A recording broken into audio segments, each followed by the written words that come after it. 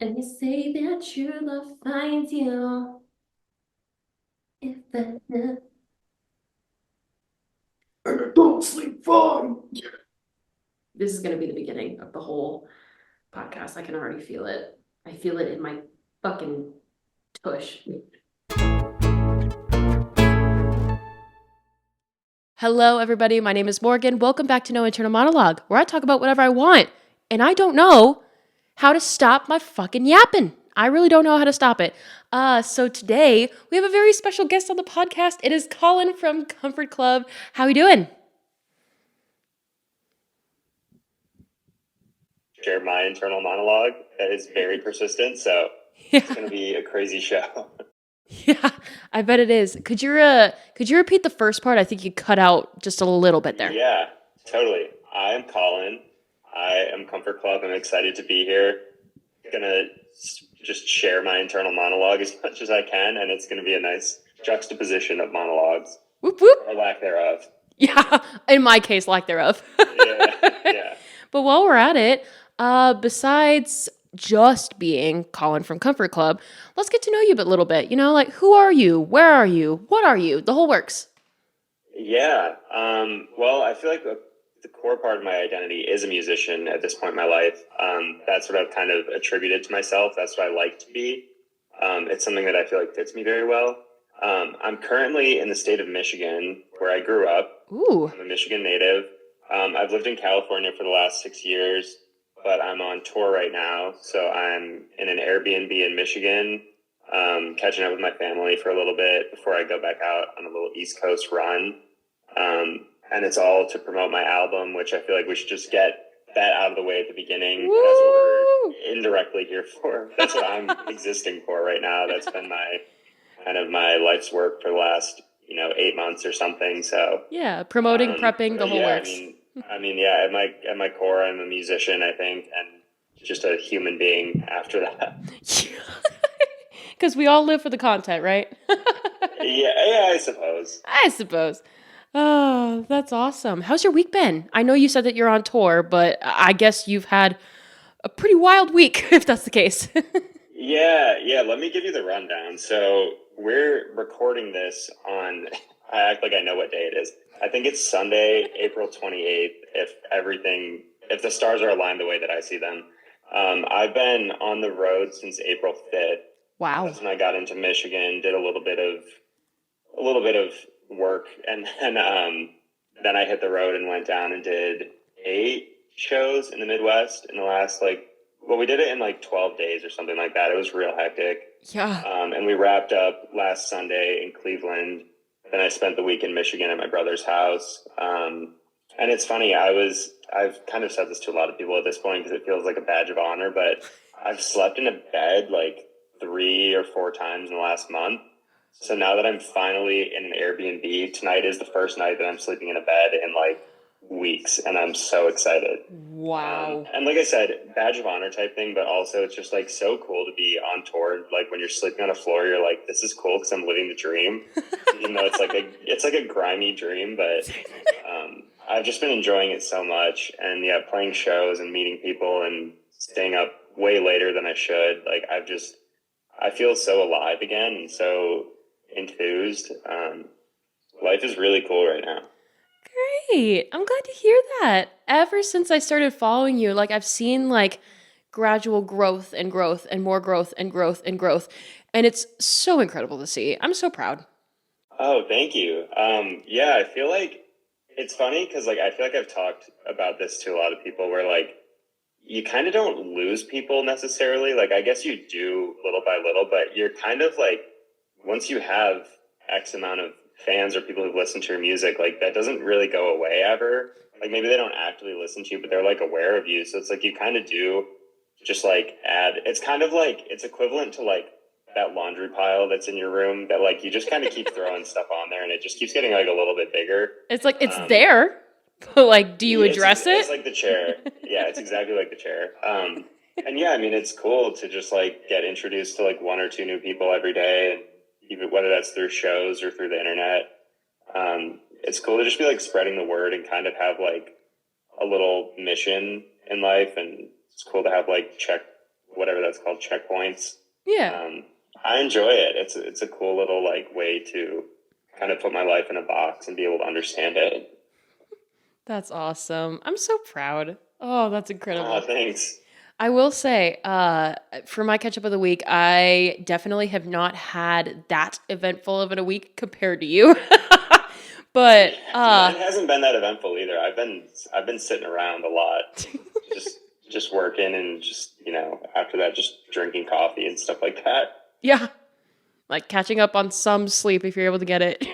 Just Yeah, yeah, it's weird. I feel like I haven't been on like a routine for the last month, and it's that's weird. kind of become its own routine, I guess, in a lot of ways. Lack of routine is the routine. Thank you. Yeah, I think so. Yeah, and it's like I guess when I'm not in like this stage of my life, I sort of am like expecting to get 8+ hours of sleep a night, and I feel exhausted if I don't. Yeah. And now it's like if I get 4, I like feel fine because I'm just used to whatever random amount. So I don't know. I think I kind of unlocked like a new part of my being. Oh, that's just grand. Don't we love those days? Mm-hmm. But I will But say, anyways, your week. Tell me about your week because you were going there and then I cut you off rudely. oh no, you're totally good. That's kind of like a, what is it? It's like an ADHD thing, like a cooperative interruption thing, where like you're having a conversation and like it's for us, it's kind of showing that we're actively listening and that we just like want to put in like what we want to contribute to the conversation before we forget about it. That's how I see it. So like if you do interrupt me, like that's completely fine. If I do interrupt somebody else though, I'm over here like, oh my God, I'm so sorry. I'm so sorry. I'm glad you see it that way. I kind of feel the same way where I'm like, I thought that what I had to say was valuable and I couldn't not say it out loud. So there you go. Well, there you go. But I will say it's been a little bit more hectic of a week than I'm used to because like I just started working at a care center and I'm a part of activities and stuff. I'm not like a CNA or anything, so please do not come to me to save your life or anything like that. I know I am CPR certified and I know the Heimlich, but that's about it.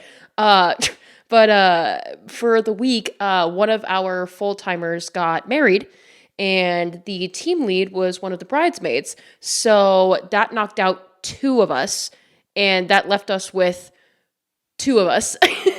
And we had time. yeah, and we had to go 3 days with just 2 of us. And we're not like handling, but we're basically trying to create a fun environment for about I want to say at the very most like 160 residents at a time with like multiple different interests and stuff. And we have to talk to every single resident like every day that we're there. Like we have to make an effort to talk to everybody at least. So doing that amongst 2 people, that was a little hectic. And then on top of that, last week's episode, this is going to be so weird because I'm recording both of these ahead of time. So like time is a construct. But last night I recorded episode 107, which is last week's episode as it will be airing. And like basically doing 2 podcast recordings in less than like 24 hours. So that's crazy. You're brave. But you're brave. But I basically have like all of my like I have the audio done for that one. I have all the graphics done for that one. So all the promo for it is basically done, handled, good. Now I'm just editing the video portion that's going to be up on YouTube.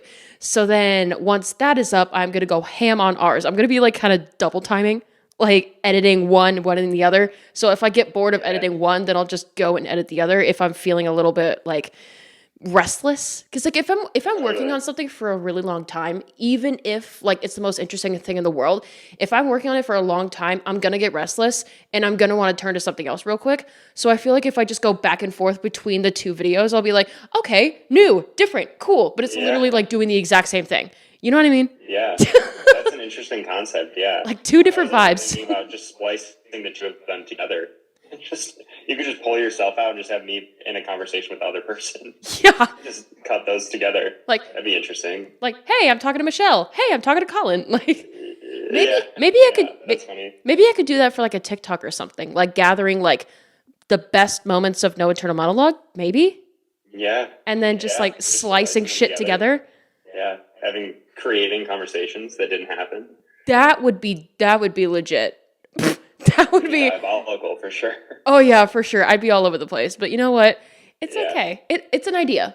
It's an idea for sure. it is. It sure is. But yeah.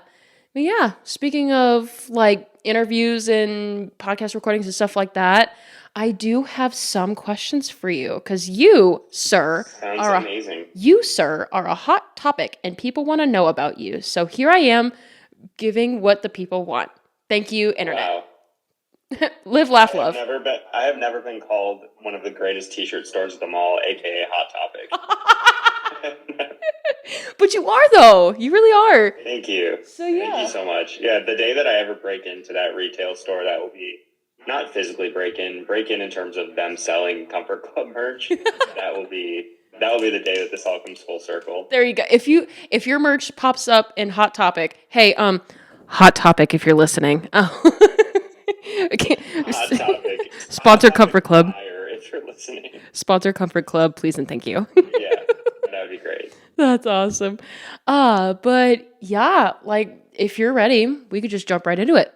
Yeah, let's do it. So you consider yourself an indie pop artist who you basically turn like gut wrenching poems in your lyrics and you just turn them into just straight up bops. So Thank you. can you tell me how you got started and what really motivated you to just be like, hey, I'm doing this? Yeah. Well, it's been kind of a long path from getting started to doing this. Like there's a lot of years in between there that just not a lot of progress is made. Not a lot of outward progress is made. A lot of those inward progress. So I saw John Mayer in 2013. That was kind of like the inception of I want to do music. Yeah. Just because it was a really good show. It really like spoke to me. I was 17. I was very impressionable. And it was just one of those things where I was like, this makes sense to me. And I feel like I can process that through my own scope and do my own thing. So that's when I started like playing guitar for real and just started having the intention to like kind of follow that dream. So that was 2013. So I started playing guitar, finished high school, went to college, kind of spent a lot of my college years just locked in my room, like learning guitar, learning how to play. And then 2018, I moved to San Diego, California. Oh, lit. Still pretty isolated in the sense that I wasn't really hanging out with people all that much. Mm-hmm. And that's when I started sort of writing a little bit. And that's when I start kind of making my own songs for the first time. I start getting into this band DOOZY that is kind of like an indie pop band. I heard their album Baby Teeth and it kind of just like set me on this course of like, I don't want to just be an acoustic singer-songwriter. I want to like put other elements into the music. Right. And that's when I then see Alexander 23 for the first time. And that sets me down a completely separate course. And that opens the door to like the Jeremy Zuckers and the Lauv and all of that world. Mm-hmm. In terms of production and songwriting and everything. And that sort of is when I would say I started Comfort Club, because I started it in like 2019, like January of 2019. Oh, 5 years. And it was kind of in the footsteps of those artists of being like, I want to try to do something that's a little bit more indie to its core, like not just pop singer-songwriter. I wanted to have like an indie element. Mm-hmm. And that's when I came up with the name and everything. And then, yeah, I put out a song called New Ways to Miss You in July of 2019.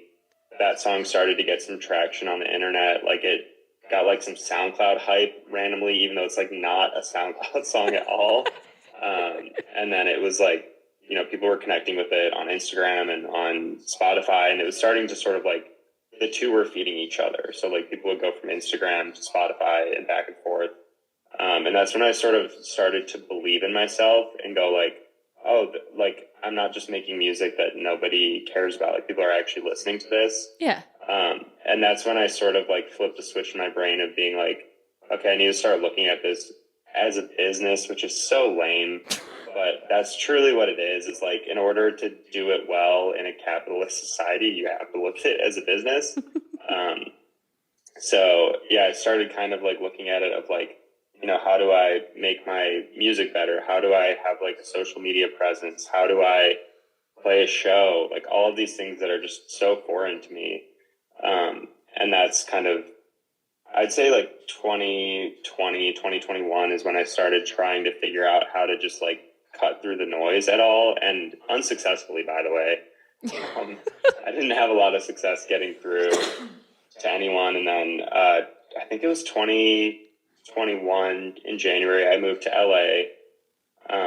And that's when I started making some more friends in music, starting to connect with people.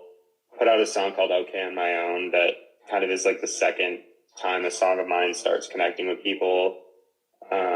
Got into like some of the Spotify world of like getting acknowledged by them. So that was like a very rewarding thing. Wow.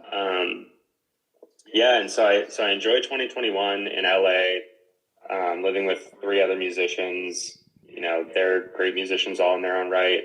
And then I go my own way in 2022, start living by myself, get in a relationship, and that's great for like a year and a half. And then that goes down the drain. And that's when music really starts hitting hard. And I go, I'm going to write an album because my heart is in pieces. Yeah. And that kind of brings us to present date, where I'm releasing that album in 3 weeks. 3 weeks? Yeah, 3 weeks till the album comes out. Wow. As of Sunday, April 28th, because I think now we're going to, this is going to be posted, let me think, brain, hello, function, work, May 10th and 11th, like that Friday, Saturday. Okay. So at that point, I think it'll be, 17th, so it'll be like a week or 2 out. a week from that happening. Yeah. Wow. Crazy. This is perfect timing, is it not? It really is. Yeah. I think the stars have aligned. Yeah. That's funny. For those of you that also didn't see too, I'm just going to pivot for like 1 second. Yeah. Alex wanted to go for a ride, and then he's like, do you need anything? And I was like, I'm kind of missing this coffee, like from the store. Could you possibly like grab it? He's like, yeah, sure. And I did not ask him to do this, but he just like kind of came in and just made me a latte, and he brought it into me. And now I'm just like, holy shit. Like, maybe I'll. This is also a good segue. You're a caffeine drinker in general?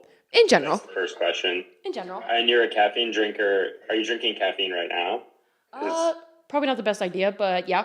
It's 5:30. Okay, because I just want to show that I have a Baja Blast on Hey. this. And I'm not usually a caffeine drinker, but I think tour has kind of unlocked like the need for caffeine. It's kind of, I've been referring to it as like a performance enhancing drug. Yeah, because you're just like go all the time. It's the only way that I can like continue going, and I feel like I found this really good balance point of like drinking caffeine and not being anxious. Yeah. So I'm really embracing it right now. But also a 5:30 Baja Blast is just out of the question for me, but I'm doing it anyway. So now I can introduce this to the podcast. So hello, we are both caffeine drinkers. Mine was definitely unplanned though, for sure. But hey, we're moving, we're going. Yeah, it's all working out. Fair. Yeah. But speaking of songs like New Ways to Miss You, like you're also known for songs such as like Two Kids in a Trench Coat, Sleep Fine, and so much more. I literally have caught myself going around the house a lot, like cleaning something, and I'm like, and you say that true love finds you. Like, I'm like wiping down the counter. That's so cool. I'm like wiping down the counter, and I'm like, but I don't sleep fine. It's literally like a cross between you and Quotes from Movies, Micah. Oh, no way. Yeah. Okay, that's incredible, because we should go down that road at some point too. Yeah. Because I was just in Nashville a week and a half ago or whatever, and I stayed with Micah for 4 days, and it was so much fun. We're really good friends. Aww. And yeah, just every minute that I get to spend with him is incredible. He's such a good person. That's awesome. So shout out Micah, which funny enough too. Shout out Micah. It's funny enough too. I want to say episode 104, because this is going to be, 4? Episode 105. Yeah. It was 3 episodes before this one. Micah was on. Yeah, I saw that. So the stars are really aligning here. Yeah. I was watching the clip before this of him talking about making TikToks in the bathroom. Yeah. And I was like, that's spot on. That's the type of thing that I would say and then backpedal after saying, for sure. We're very similar in that way. And I'm the one to just be like, hey, let me make a joke out of this to make it less awkward. Yeah, exactly. That's so funny. It's so meta now that we're referencing an episode on an episode. Really, It who's at really that is. point? It really is. But with Two Kids in a Trench Coat, Sleep Fine, New Ways to Find You, like so much more in your discography.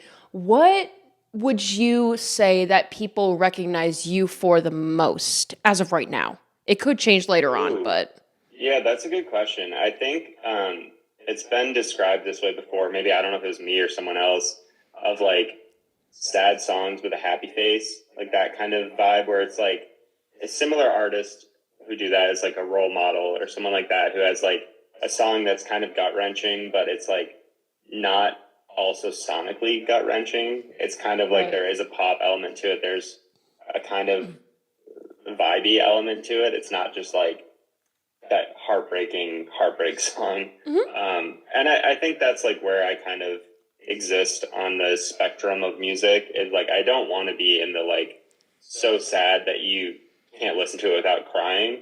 But I also love acknowledging my emotions, especially in music. And like that's the coolest feeling when we like I mean we've opened a lot of the shows on this tour with Sleep Fine and just launching into it and being like I mean, the first lyrics that people hear when most of them don't know who I am is like, I don't sleep fine when I know that you're lying next to the same guy I compared myself to till I felt like dying. And it's like, Yeah. we're 30 seconds into the show and we're at that emotion. Yeah. Um, I like going there. I really like going there. And I like that people tend to go with me, I think, when I do that. So, Yeah. that's who I feel like my music is for, is for people who are like willing to take that ride and be like, we can touch these emotions, but we don't have to like live in them. But we can go like get close to them and feel them for a minute and then bring it back to, guitar solos and stuff like that. Right. And it's also kind of like one of those things where like you were saying earlier, like sonically it sounds like, oh hey, serotonin time, but then you strip Yeah. back and listen to the lyrics and you're like, oh, therapy? Question mark? Like time Yeah. to go into my emotions, which It's like a pill in like peanut butter for a dog. That's essentially what it is. yeah. It's you're hiding the pill, you're disguising it so the dog will take it. Yeah. That's how I feel. It's almost kind of like The Trojan horse of music. it's almost kind of like the Trojan horse of music. Oh my god, that's fucking amazing. It's almost like I reference this a lot because it's become like my number two favorite album of all time. Ariana Grande released Eternal Sunshine, and it's just like you listen to the song itself, and it's like so like it gives you so much serotonin. Like it really just like takes you on a ride, right? And then Yeah. you strip back and listen to the lyrics, and you're just like, oh fuck, okay. I'm really gonna have to examine who I am as a person right now. That's something I would rather not do. But like as you listen to it and as you like experience it more and more, it's almost kind of like you're processing your emotions and processing your feelings with the music almost. Like when you first sing it or when you first listen to it, it's just like, fuck, okay, like I don't know how I'm gonna be able to process this. I don't know how I'm gonna be able to handle this. But then you keep going more and more and more, and it's easier to sing along to. It's easier to find the serotonin elements to it and just kind of hear the lyrics and be just like, okay, that was a past thing. It's all right. Like we're moving on. You know what's crazy is that that's how writing is for me. Like through this whole album process, it's been me kind of like either sitting down with the guitar or making like a little bit of a music production and then singing over it or kind of just like word vomiting and then being like, oh my God, I'm talking about my feelings Yeah. as I'm doing it. Like it is so subconscious, but then you're like, oh wait, I'm processing this stuff in real time out loud. Like it's not in my head anymore. I said the words out loud and made them real. Yeah. And it's just funny that like I have had that reaction as a listener of music, like you're saying, where like you listen to a song and you're like, whoa, okay, I'm hearing these words and feeling that way. And then it's like to do it as a writer too is crazy because it's like you didn't even have the words to explain those emotions, and then your brain is able to spit them out before you even process that that's what you're doing. Yeah. And it's cool that it translates that way as a listener. But that was very much my experience as the writer of this album too. Yeah. Would you consider that like the main way that you really get into like your creative process or really get into like a flow state when it comes to creating like new content and new music? Yeah, it's like very 50-50. That I feel like is the ideal way. The other way that I sometimes do it is like, which is also, I guess, subconscious, but I'll just have like a song title come to me. Like, for example, like New Ways to Miss You. Mm-hmm. That's just a song that I was like, I had that title in my head, and I was like, well, the song kind of writes itself at that point. And that's how, I mean, Two Kids in a Trench Coat was a little bit like that. But this Two Kids in a Trench Coat was more like I was experiencing that rather than just like thinking it. And that's kind of the difference between this album and the music that precedes it. Is like before I was kind of just writing. I mean, some of them were like experiential, but a lot of them were just kind of like conceptual where I was like, oh, I have this title, like let me build a story around it. Whereas like the album is pretty autobiographical. So it was cool to finally cross over that threshold and get to a point where I could really talk about things that did happen to me and like put them in song. And I guess I should say too, there's a lot of embellishments on the album. It's not like true history all the way through, because that wouldn't be fair to anyone involved in the album. Yeah. I don't want to pretend like my ex is like a terrible person. That's not the case at all. But I had to embellish a little bit to make it hit the way I wanted it to hit. Right. Which, like, speaking of this is nowhere near like making like a historical iconic album like you're about to do, but it's almost just like in the last episode that I recorded, I was talking about an experience that I had with my senior year at Wartburg, and I was talking a little bit about the breakup. And in order to give like true context as to why things were happening to me the way that they were, I had to give context.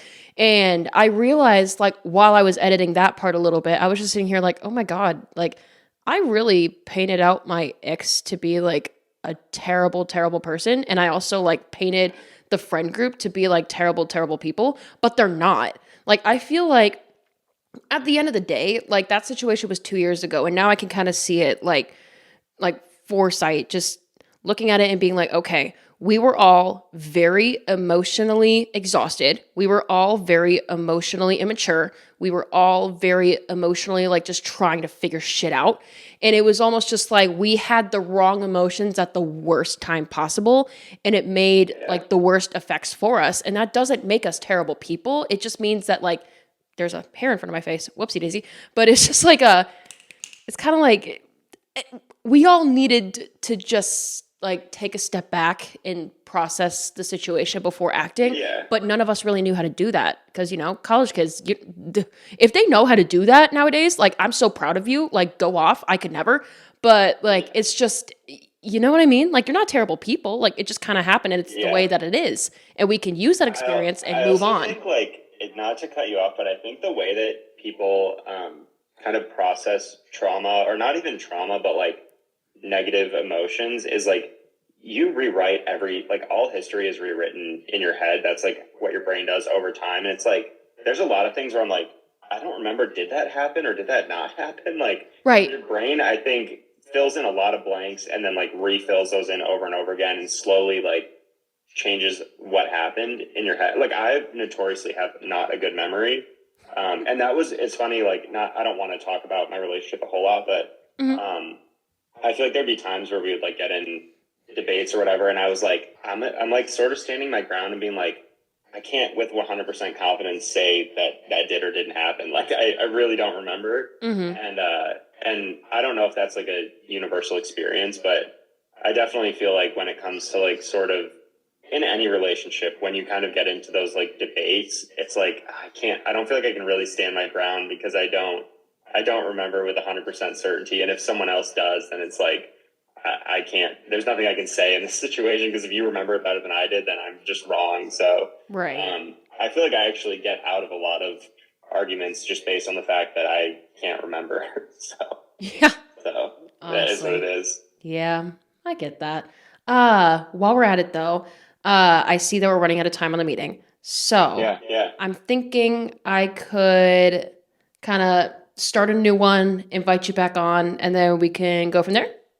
Yeah, we could throw to like a fake ad. Oh my God, yeah, true. Like, let me put in a clip. Like, this is brought to you by caffeine. Like one of those. Yeah, perfect. Okay, and then you can cut to that, and then cut back to that, and then We'll be back to the episode shortly. Either that, or Maybe I a add little like, interlude. elevator music with like a picture that's just like, hang in there, like with the cat, on the Yeah. poster. Like I could do that too.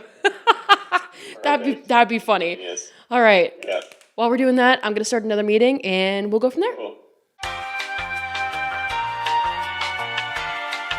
Oh my gosh, and we totally are back, and we didn't have an awkward ad in so back, between. right? Oh my god, hi, besties, hey. See, I knew I was gonna keep it like so, like nobody knew it happened, like so non-extra. Seamless. Yeah, seamless, right. That's the perfect word for it, seamless. One other question that I had for you real quick. Maybe this is just me being like the music nerd that I am with like my music degree from a private Lutheran school. I don't know. But like I know that you're inspired by like John Mayer and like Lauv and all of these different artists and stuff. But like what sounds inspire you the most to create? Like it sounds so genuine and unique to you as a person, and it sounds so personal. So like what pieces of the puzzle really come together to create the sound that is Comfort Club? Good question.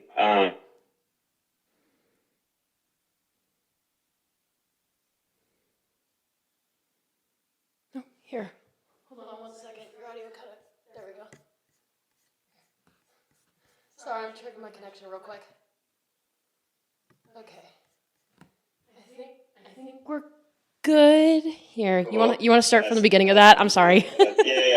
Yeah. So I think in order to have a song that to me feels like a textbook Comfort Club song, it has to have some cool guitar parts.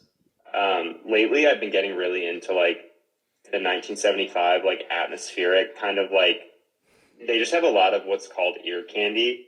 They do. Anyone listening at home, like things that if you listen with headphones or something, you're like, oh wow, that's a cool little like twinkly sound. Or I mean, Jeremy Zucker is great at that too. He has some crazy sounds.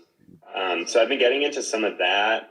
And then for me, it's just kind of trying to find some unique chords. Especially on this album, I used a lot of like suspended chords and different chord shapes that I've never really used before. And that kind of gave me an ability to like write slightly different melodies over it. And I just felt very, everything felt fresh when I was doing it, which was really cool. I feel like in the past I kind of struggled where I'd be like, these songs, I feel like I'm using the same bag of tricks every song. And now I feel like on this album, I kind of just opened a new expansion pack. And for me, like this album, I was listening to a lot of Joan. If you are familiar with them, Okay. Their album Super Glue was very inspiring for this album. I was listening to a lot of Pine Grove, so I was using some different chords, some different approaches to making music. Valley is another one that I was listening to a lot. So I feel like I kind of just like opened up this new kind of part of myself, and yeah, it just kind of created this new sound that I feel like is kind of authentically me. And then I like also, for anyone who's like kind of also music nerdy, I like figured out a vocal chain that I feel like works really well with my vocals. So Okay. that was cool to just like lock that in and then do that through the whole album. So it's not like every song I'm starting fresh and trying to figure out how to make my voice sound a way that I like. I kind of just like locked that in at the beginning and then recorded all the songs the same way. So that was cool. That was a really good feeling. Well, there you go. And that all honestly kind of bled into the next question that we had, whereas again, like your debut album is coming very, very soon. And as like the podcast people that are listening now that it's out, wink, wink, at this time of day, wink, wink. People listening in the future. Yeah, for people in the future, but also the present and maybe the past. I don't know. Your album is out very soon. So like, it's almost like you gave us a little bit of a taste of what we can expect, like sonically and emotionally from this album, like, and like you kind of give us a little bit of a teaser of what we kind of expect. And I like that. Yeah. Sorry, is that the question? Yeah, that was basically the question. It was just like, kind of like what do we expect from the album? Yeah. Like if there's anything that you feel comfortable teasing, you you Yeah. do you. And if you don't want to, Yeah. like, No, respectfully, 100%. I yeah. mean, so all the songs that have come out this year so far, I've put out five, I think, of the from the album. The album's 10 songs long. I feel like for me, I feel like I set out maybe not even intentionally to make just like the breakup album that, or one version of that. I know there's plenty of breakup albums. Yeah. But I truly feel like if you're like an indie kid and you go through a breakup, like this is an album you can put on in your headphones, lay in your bed. I don't want to say cry, but if you need to, you can. And just, I really think that like these felt like unique experiences to me, but I think what I'm learning through putting them out is that they're more universal than I realized. And I think that's been really helpful to just recognize that people going through breakups, you feel so isolated and you feel so alone. Especially because I kind of went through my breakup in a vacuum. Like I didn't have a lot of really close friends. So I didn't feel like I was really experiencing it in like a, I guess for lack of a better term, in like a comfortable area. Like I was kind of going through it by myself, and with my family. So like that's another part of it that's really helpful, and I'm glad that I had that. But yeah, I think there's probably a lot of people out there who do go like someone's your whole world, and then they're not anymore, and it's like you kind of abandon everyone else in your life. So you're kind of on your own to deal with it and like pick up the pieces. And that's where I think like for me, music has always been that in my life. Whenever I felt like I needed help or I needed something to kind of, coax me out of that dark hole, like it's been music. And that's where like I hope that I'm contributing back to that thing that I've taken so much from. And I think that like, people going through a breakup hopefully can find this album and be like, I ran that into the ground. I listened to it 100 times because like I've never felt so understood. Yeah. And that's how I felt with like when I listened to Super Glue by Joan. It was, I don't even know, like I'm a lyric person and I can't even process if that is like a breakup album or not. But I was just like so enthralled with that album, listening to it every single day over and over again. And that's kind of, I don't know what the intention is when people set out to make an album, especially in like a singles music industry right now. But I just kind of feel like, it is that thing where it's like you want to connect with people and make them feel understood. And that's where I feel like a song can do that. But if you do that with an album, like you really are connecting with people. So I'm trying to like scale back my expectations for the album and just be like, I'm really proud of it. I feel like I did a good job getting my emotions from my brain into the real world.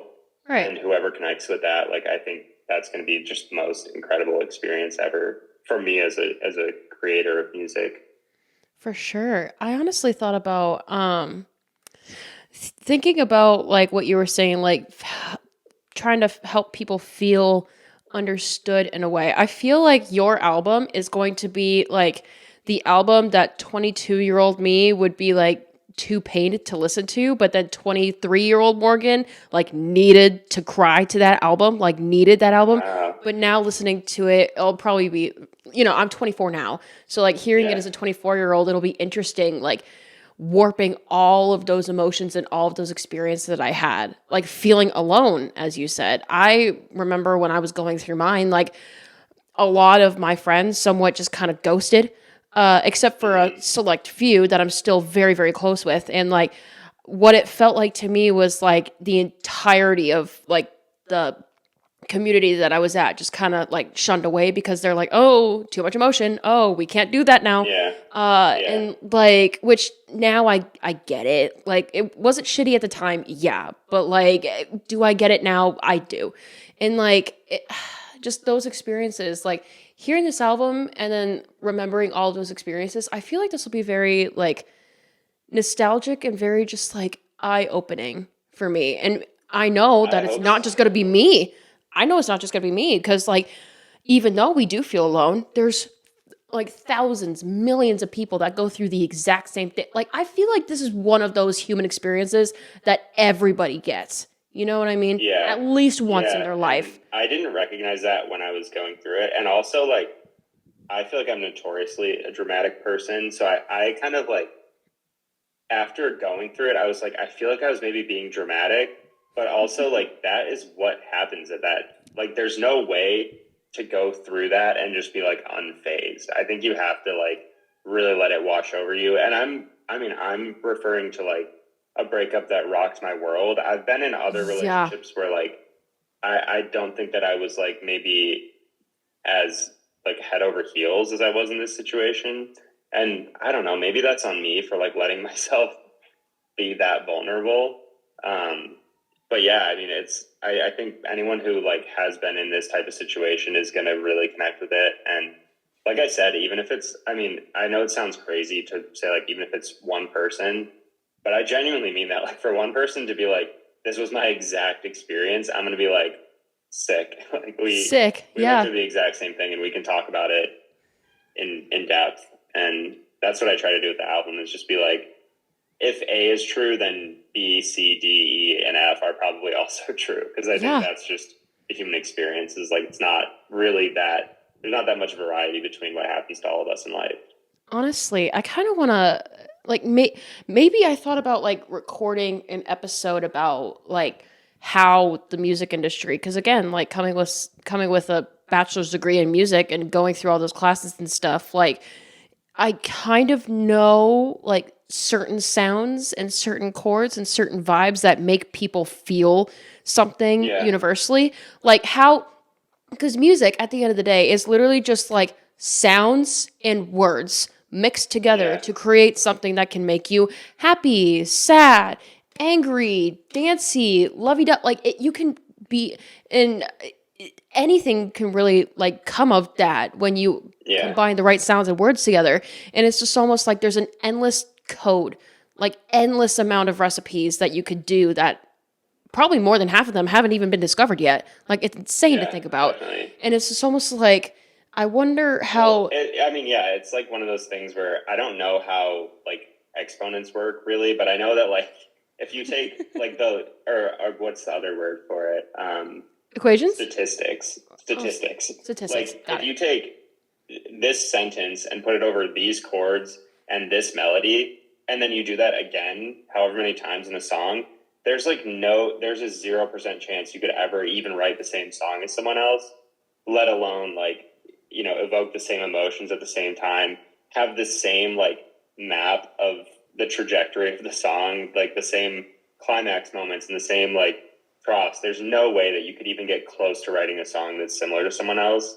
So I Right. think, yeah, you really could infinitely make songs, which is And really cool. and it's almost just like what musicians can do with that power. Like almost coming at it like kind of like a business and marketing way, but it's Mm-hmm. just almost just like the unorthodox ways that like people do that. I kind of want to go into that a little bit too cuz like some people can use that power of creating words and sounds to make people feel something, like how they use that power for good, how they use that people power for bad, or how they use it in like ways like people can express feuds through songs. People can communicate through songs. Like Yeah. there are so many things that you can do content-wise with music now, and it's just like crazy to think about like, hey, by the way, this person wrote this song. Now this person wrote that song. Like how do they compare business-wise, marketing-wise? I really want to do an episode about that and just kind of like Yeah. word vomit. So if any musicians out there or any music nerds like me would like to participate, please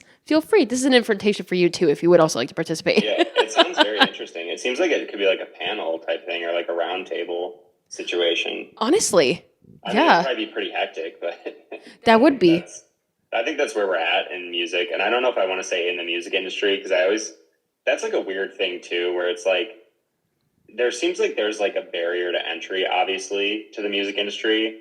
And I don't know. It's sort of like saying you're friends with someone where it's like, are you really friends with them? That's how I feel about the music industry. Like, am I really in the music industry or do I just make music and kind of run parallel to it?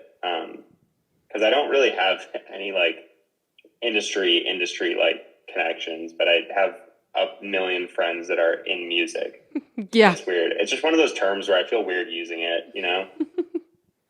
Yeah, I get that.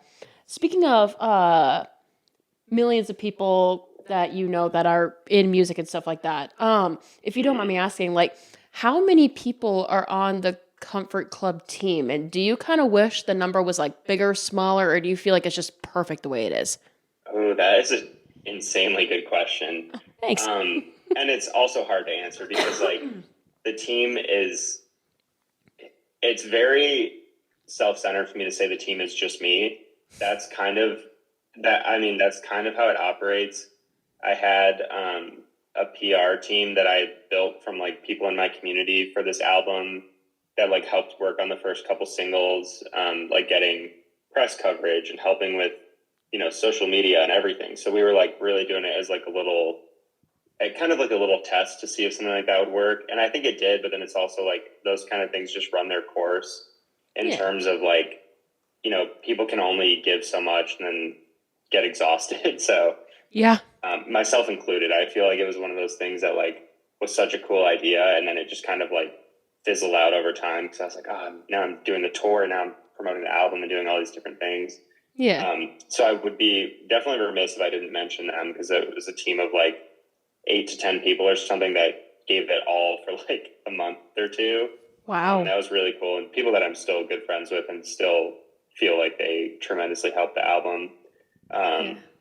And then there's like, I had like a mix engineer for the album. I had someone who mastered the album. I had a couple co-writers and co-producers on the album. Booking, I do pretty much myself. I don't think I've ever really had anyone else book a show for me. Also, this whole like rant right now falls into the earlier conversation of like, I'm very forgetful. So if I leave someone out, it's not intentional. It's not a diss. It's just that I literally could forget. And you get on a roll. Merch. I have a merch person, but I also do all of that. I have a creative director that I loved working with. She helped for the first like 3 or 4 releases of the album, and then I had to start doing it myself because it's just hard to keep all of those things in the air. Right. And especially when everything is like a la carte, it's like you kind of have to like choose what you can afford at the time. Right. So that's kind of where a lot of my like DIY ethos comes from, is that I just budget wise have to do things myself and learn how to be self-sufficient. So the team is very small, I think. Yeah. The best way for me to describe it. Yeah. But yeah, it's always open, and I think in a perfect world, I would love for it to be huge. Like I would love to have a sound person. I would love to have someone who does lights at shows. I would love to have someone who like helps with marketing and someone who helps with playlisting and someone who helps with like all of this stuff. But it's just not realistic. I don't think you get all the people on board until they all commit at one time and go like, we're taking this ride. Right. Let me see. I got to let my parents in to the Airbnb really quick. Yeah, of course. So I'll be back momentarily. Sounds good. I will put this on pause. Okay. Sweet. I forgot to press play. Going on the, you have to learn how to be self-efficient. You basically are like the whole team. I feel like since a lot of us are like small business owners and a lot, like especially in the community that I am very, very a part in, it's almost like we're all small business owners. We all are creatives. We're all influencers. We are all like wanting to be in the music industry, and we all have to be like self-efficient when it comes to that.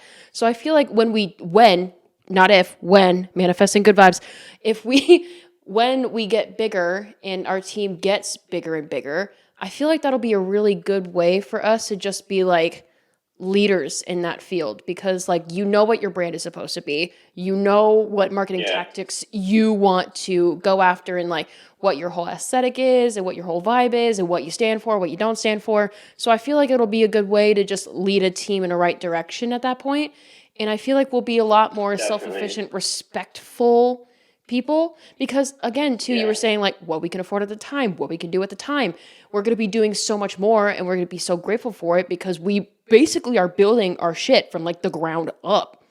So it's just like, and like they kind of come and go nowadays as well. Like you were saying, like some days you have people that are just so like on point with all of this stuff. And like, for example, I've worked with 3 different photographers for No Internal Monologue photo shoots. I had a graphic designer at one point. I have someone that helps me with my website designing and my website upkeep and stuff. But at the end of the day, like the person that really just keeps shit going and like really contacts people and does this, does that is me, the person behind the No Internal Monologue thing in the first place. Yeah. And I feel like you can really relate to that as like the face of Comfort Club. Like you basically are the one leading the team. You are it, but like you have people Yeah. like kind of ebb and flowing right now, like helping you out in the process. And we're very, very grateful for them. Yeah. And like it kind of helps Yeah, us no, work our 100%. way up. It's cool to be able to like, especially, I mean, in the just in the scope of like the music itself, it's cool to be able to like, I can produce almost good enough to have a song like go from zero to the finish line. And there's a good handful of songs on the album that I just produced from zero to 100. Right. But it's cool to be able to like have that skill set, but then be like, oh my gosh, I know the perfect person to like take this to the next level where I couldn't. Like I have a couple bass players on the album that I'm like one of the bass players who played on Sleep Fine. His name is Alex. He was in this band called DOOZY. It was awesome. And it was so cool to be able to be like, I have this song that I could play the bass line on, but like I know a person who can do this perfectly and bring them in for that. And like that's a really cool way to do it. Same with my friend Jacob drummed on the whole album. I met him at a show. Like he was playing for one of the bands, was opening for one of my friends. And then we just became friends and he was like, hey, does anyone need studio stuff? And I was like, I have a whole album that I need live drums on. And like, you're the perfect person. Like, I'm so glad the internet's able to connect you and like create a team sort of out of nothing. But then it's like, at the same time, it's like, I don't need him to be in my band. And it wouldn't fit in his schedule or anything. He lives in New York. I live in California. So it's like not even realistic. Right. But you can just find these perfect pieces at the right point in time. And I don't know if that's the right way to do it either. Like I know a lot of people who have been true to like starting a team with this friend, and this friend, and just building it together all the way up. And I think that is, I think I lean more towards that being the right move or what I think is like the more logical move. But again, it's like you have to have those best friends who are willing to like be in the trenches with you. And a lot of people are just like not able to do that. So, Right. I don't know. It's fascinating stuff for sure. It is. And I think that perfectly like segues into the next question where what are the pros and cons to like creating your own platform, embarking on your musical endeavors like the way that you have? Ooh, well, first I want to jump into and say I think it's so funny that either we're just batting 1,000 and we're perfectly segueing every question, or you're just a really good podcaster to where you can like segue each thing into the next thing. So that's the first thing that we need to acknowledge because you've said that every time, and I'm like, there's no way that I'm getting that lucky. So I think you're doing a great job. Like let's call it both. Pros and cons of starting my own community. I feel like this is so funny because like I feel like often in music, and I guess just in like existence, I feel like I'm always trying to have my radar up for like, am I being a narcissist right now? And a lot of like starting your own community and like doing all these things that are so self-centered is it's so hard because I feel like the line gets blurred of like, am I doing this out of like trying to get self-fulfillment out of it, or is that just the way that it works?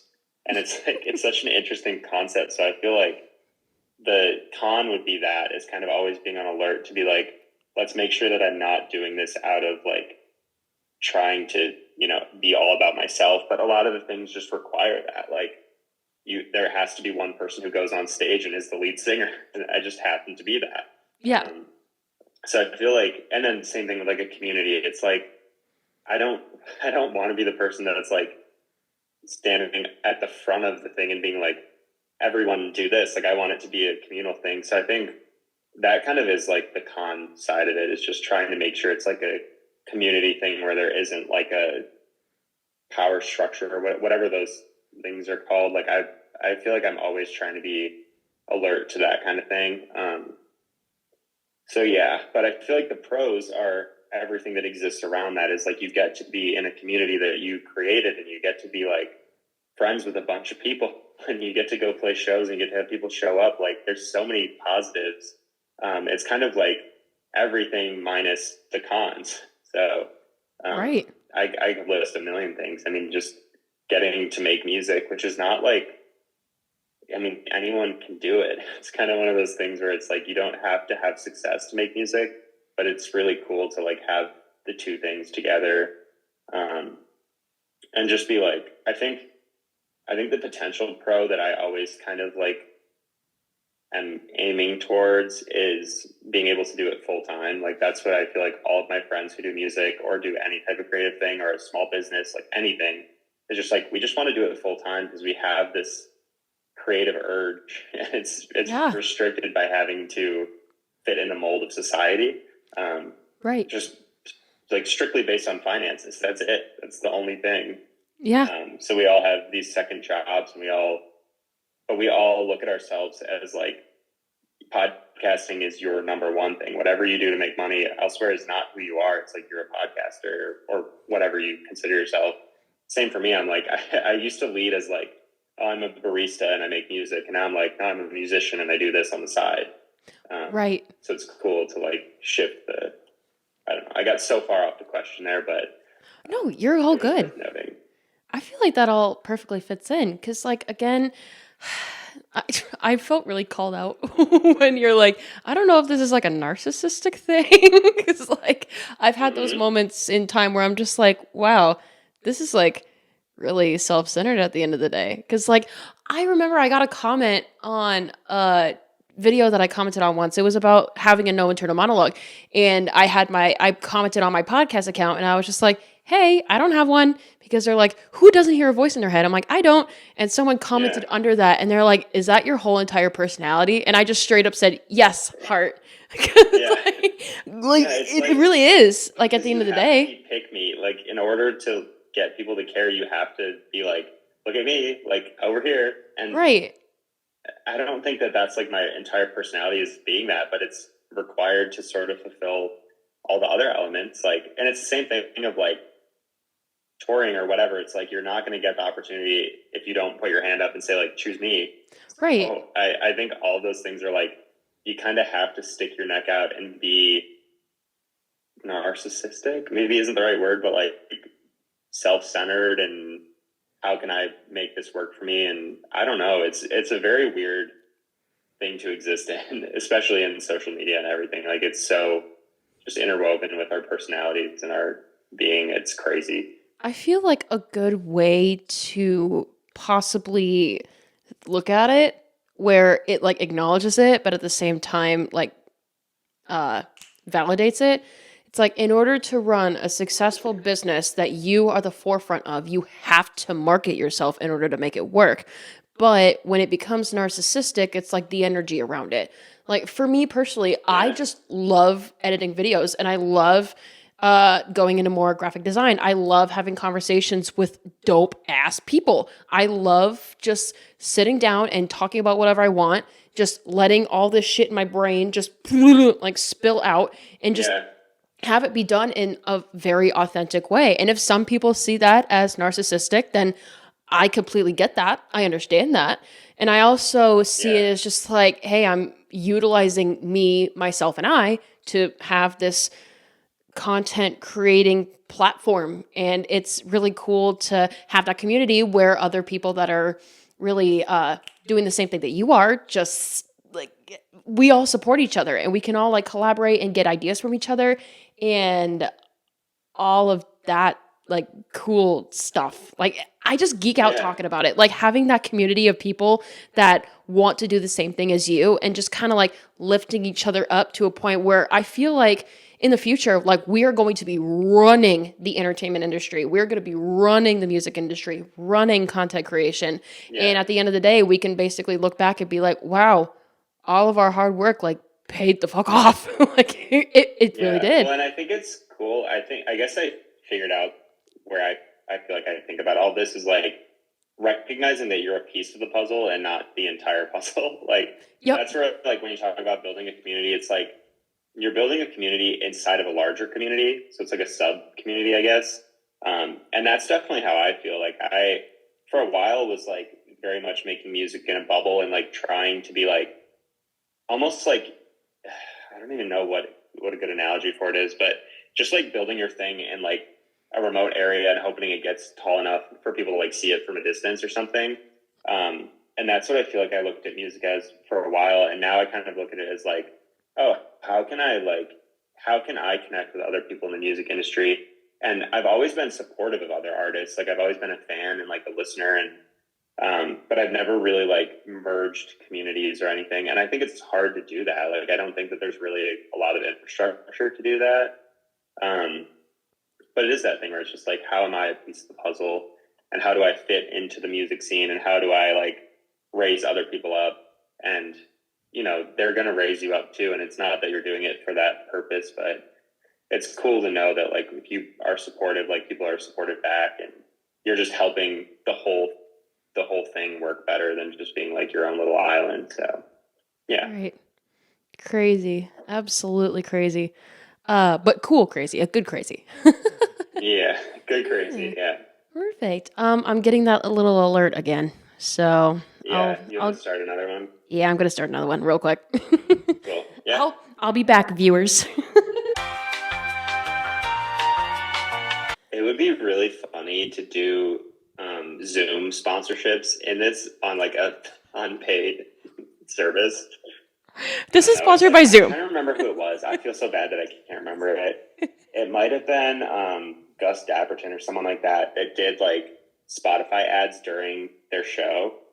They would like have the like, it was like a commercial that used to be on Spotify on like the free version like years ago, and they would like run it during their show.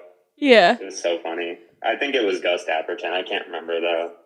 Probably wrong about that. Almost like the ad that the 1975 did during one of their shows, where like it was BetterHelp, and he had like those postcards and everything, and the code was like sorry 75, and I'm like, oh my god. Like that, but with Zoom. Or whoever came up with that is a genius. Yeah.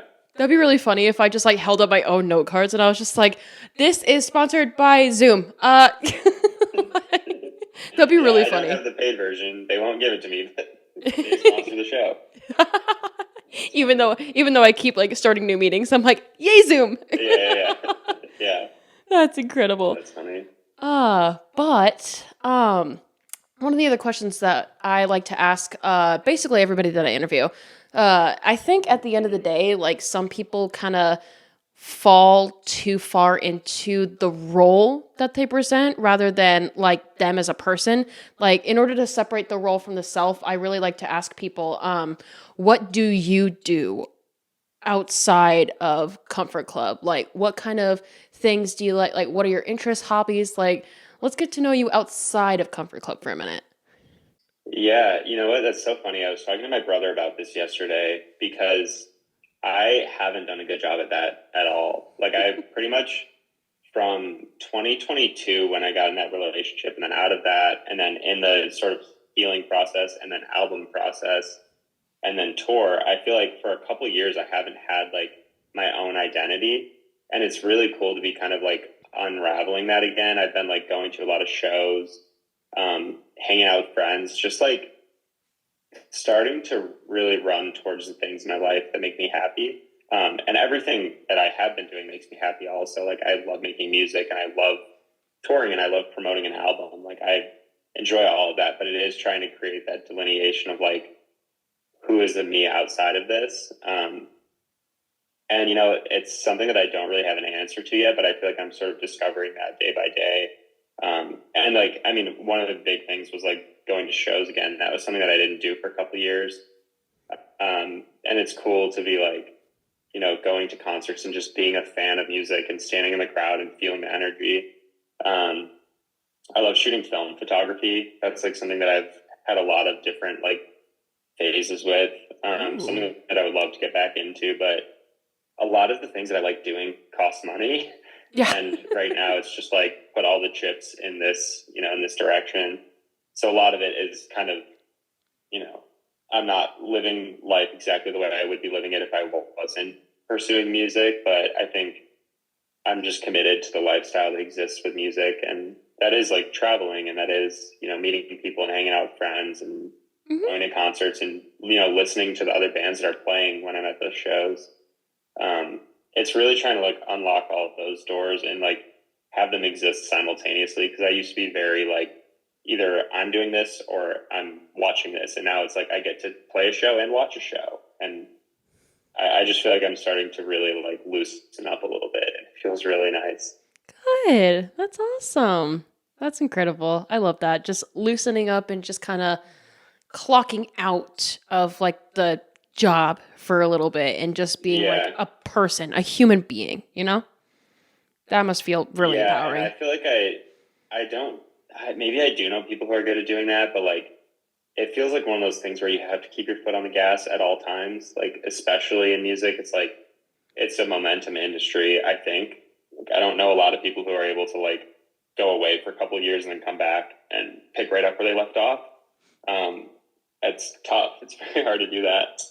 Yeah. And not that it has to be that black and white. Like you don't have to be like, oh, I'm on for a year and then off for a year. But I think I don't know. It's kind of feels like you have to just be on all the time. And I love that about it. Like I really do enjoy being on all the time and being like, oh, that's right. Like when I'm, right when I get to the hotel, I'm going to try to like make a TikTok really quick, or I'm going to try to like jot my thoughts down and maybe try to write it into a song later or something. Like it's cool to kind of always have those things up in the air. Yeah. But trying to mix in a couple other things that are like leisurely and hanging out with friends, really going to shows has been that for me. Yeah. That's awesome. I love that. Let's see. Going back into Comfort Club for a bit longer. Yeah. Let's see. What are the different ways that you like to advertise yourself on social media? And do you have like a favorite way that you like to market yourself?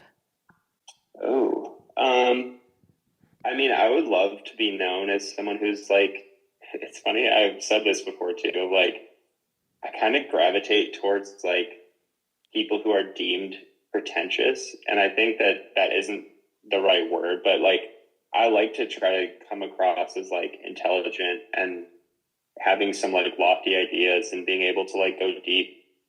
Um, I don't know. I feel like that's maybe everyone has that, but I feel like if you have the ability to like have these deep, like 3 hour conversations or like whether that's in the DMs or in real life, like I, I don't like keeping it shallow with people or like keeping it surface level. I like just going as deep as I can go. And I think that sort of like comes into social media a little bit where it's like, if I'm able to be vulnerable on the internet or able to like post something that shows people that I'm not just like making the music, but I'm trying to like experience the emotions of it or something. I don't know. I like trying to like encourage people to like have deeper thoughts. I feel like is my goal on the internet. And because I think everyone has it, but I think we just like are taught to like not show that and not be emotional and not like show our depths to other people. But I feel like everyone has it. And not that I'm deeper or less deep than anyone else. I think we're all deep people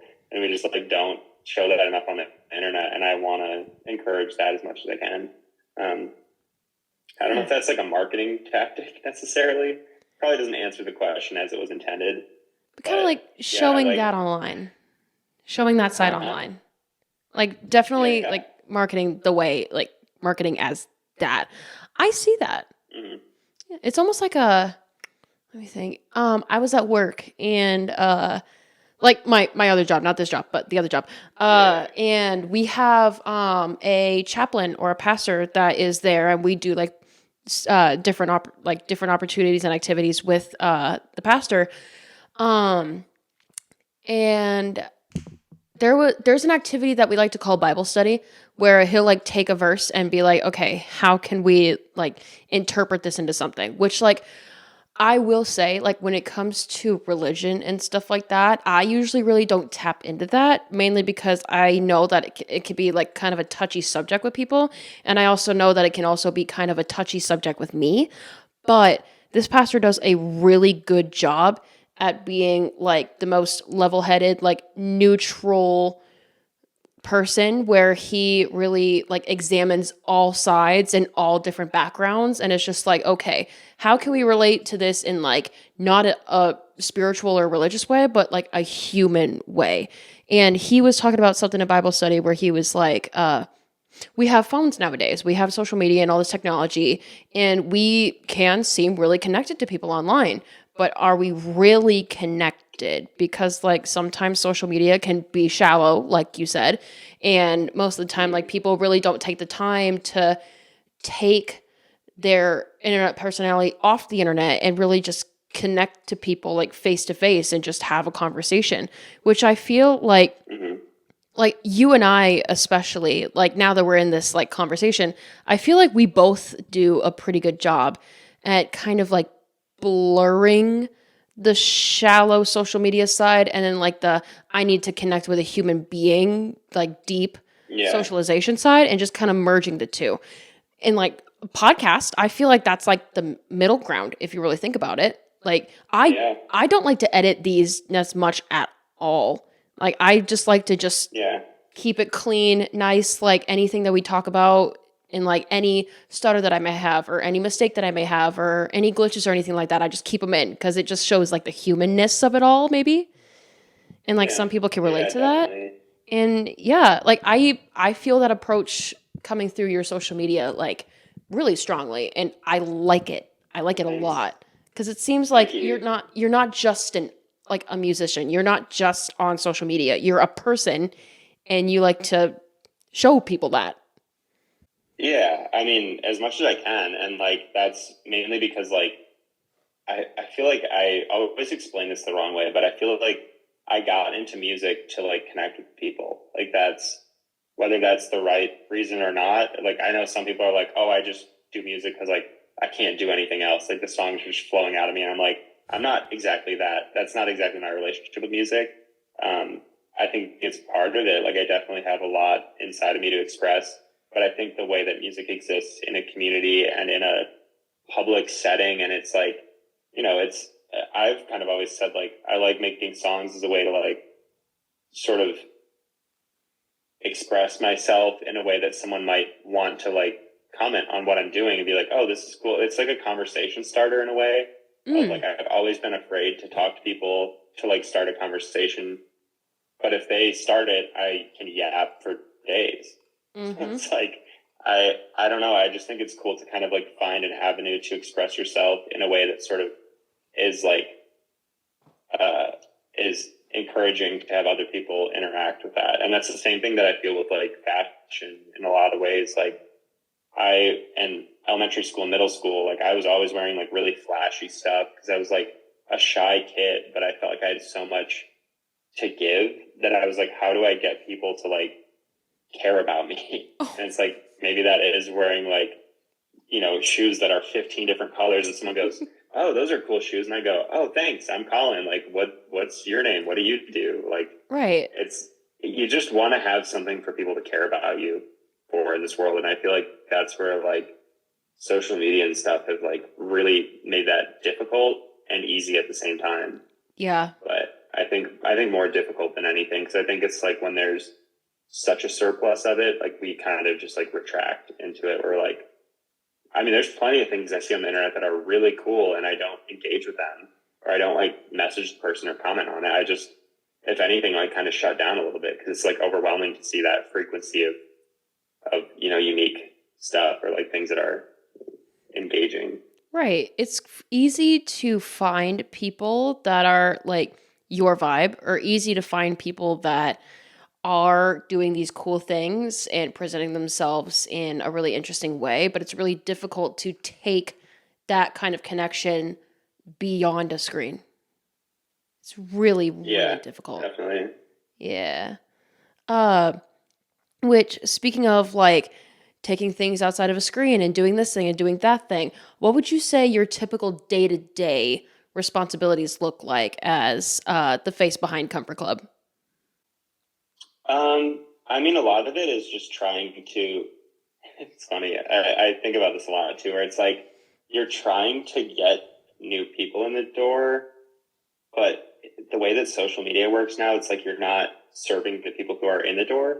It'd be Mm, like being in a restaurant and like getting as many people sat as you can, but you have no one in the kitchen. Like that's kind of how it feels nowadays.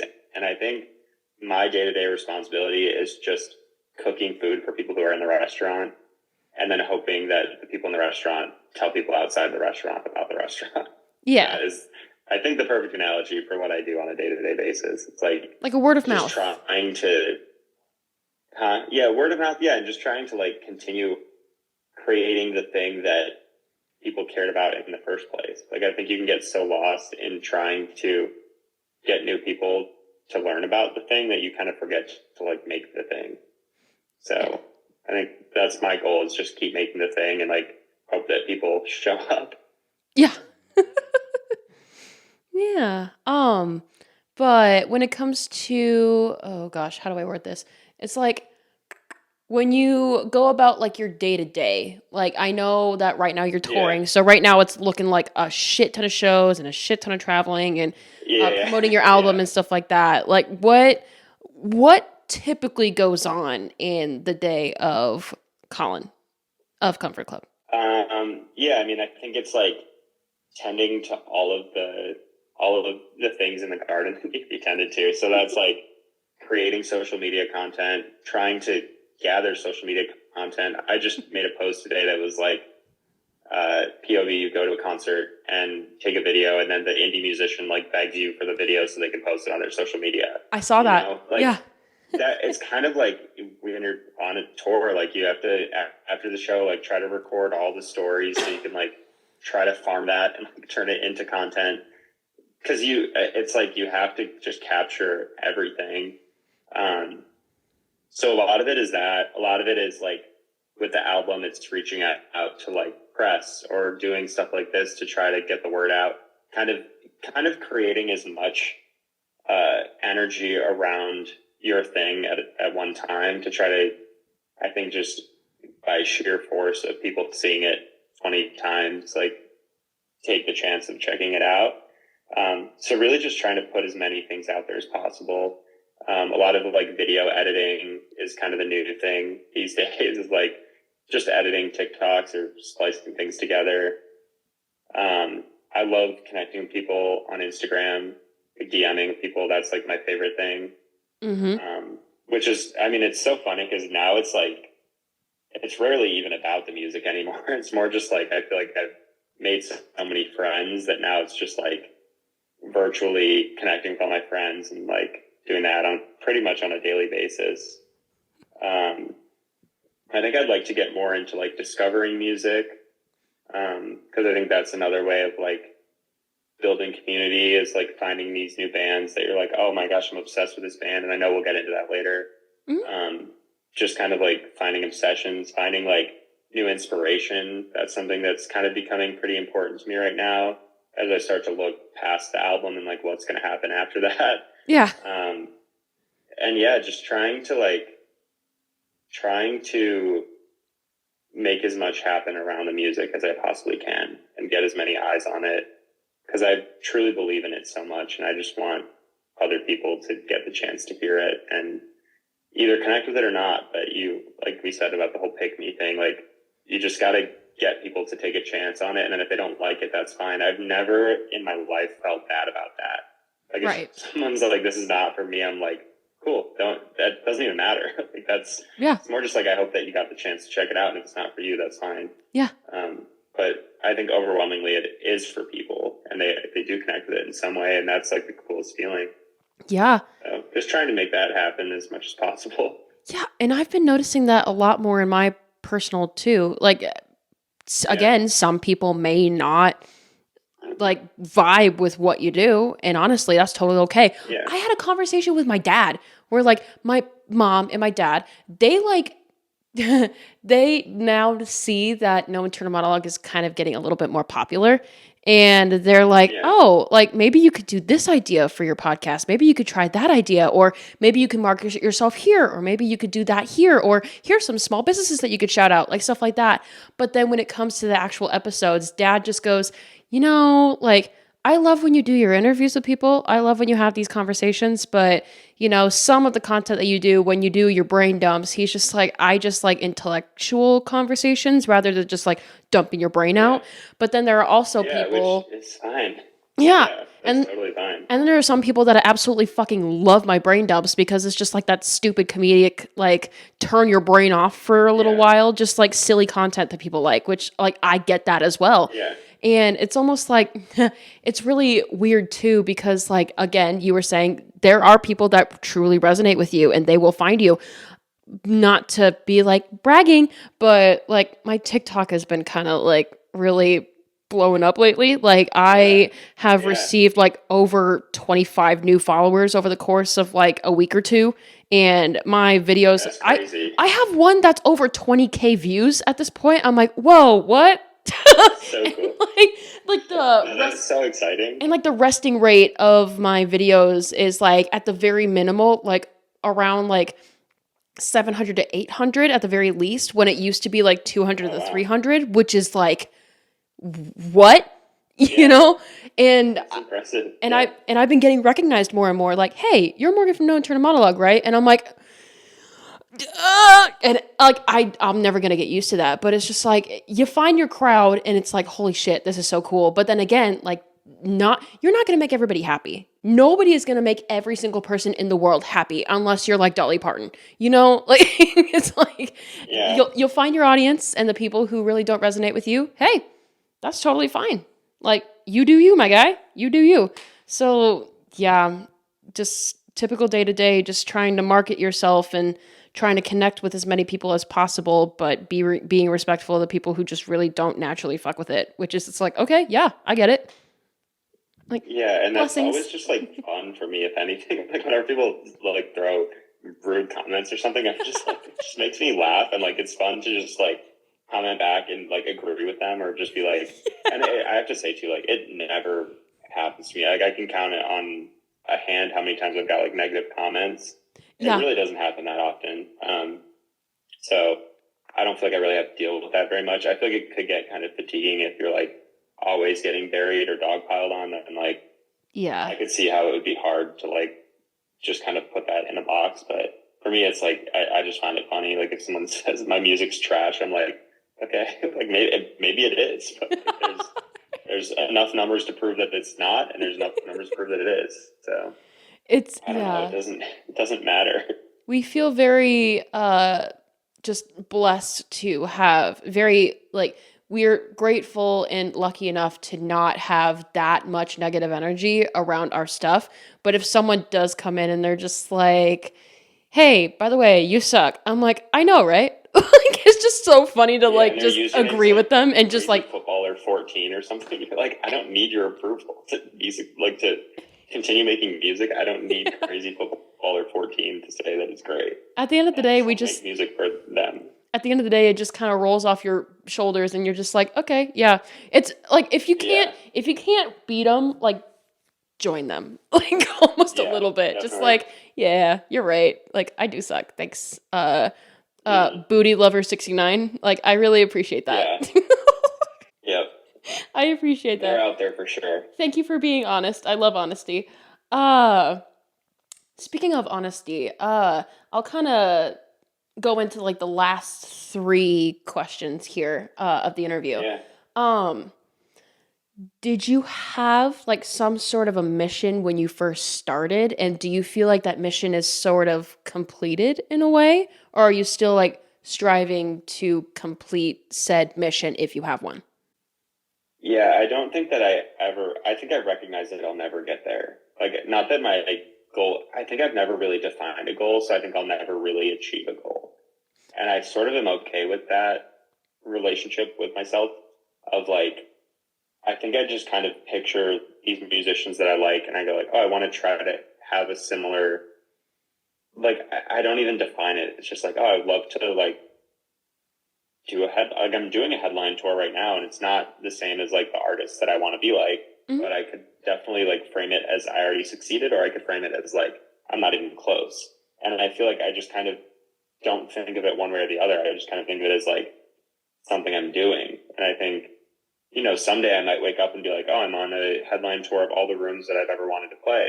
And that'd be really cool. And the lucky thing, I guess, for me is that I'm not a person who's like world domination or like, stadium tour. I've never thought that in my life, never really wanted that. So, I think that the nice thing is that I feel like my undefined goals are sort of attainable.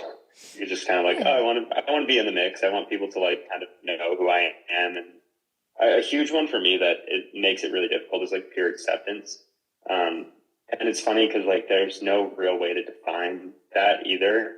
Because it's like, you want this artist to care about the music you make, or like want to take you on tour or whatever. And like, you can't define that. That's not like a tangible goal to be like, I mean, I guess you could like focus on one person and be like, I want to open for X artist on tour, but that's just not like, that's not a healthy thing to do. So I don't feel that way at all. I'm just like, I don't know. I just want to play in front of like a little bit more people and, get to, I mean, I guess a big goal is getting on an opening tour. That's like, that's been a goal for kind of a long time. So I feel like in a lot of ways I haven't accomplished that mission. But then I also was like, well, I can just DIY tour and I can go play shows just like I wanted to do. It's just not for another artist's fans, it's just for random people. Well, that's like cool in its own right. Yeah.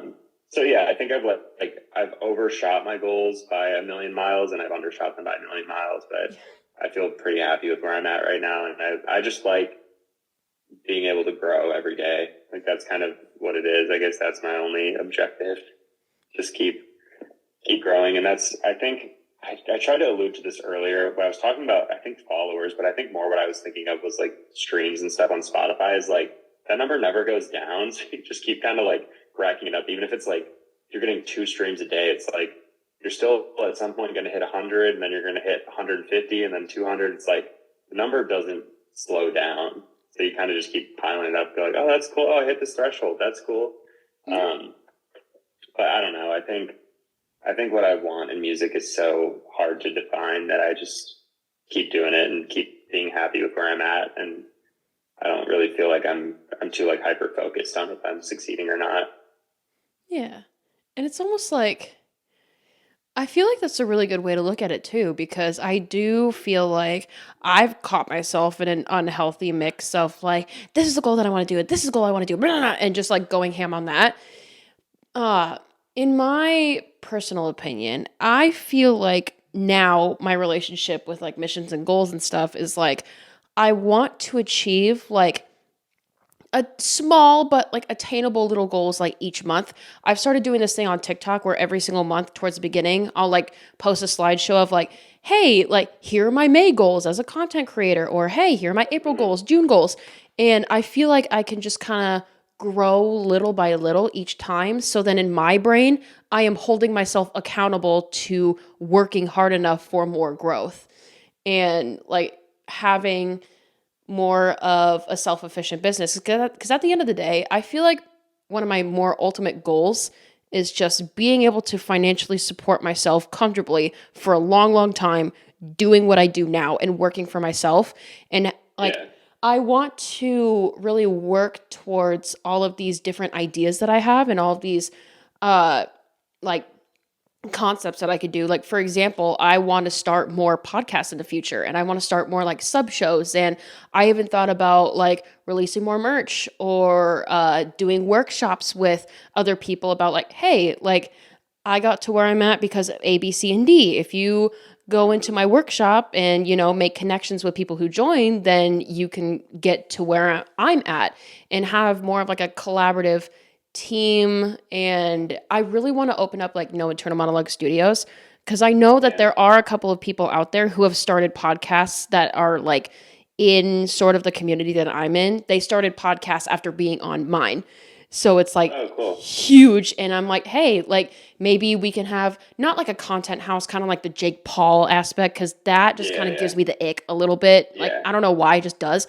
But like, I kind of want to do like a collaborative team thing where like these different podcasting shows can come together and like inspire one another to create more and just be in this creative flow state and just practice living authentically as you are in that moment and not trying to like stick to one thing or force yourself into a bubble that you don't belong in.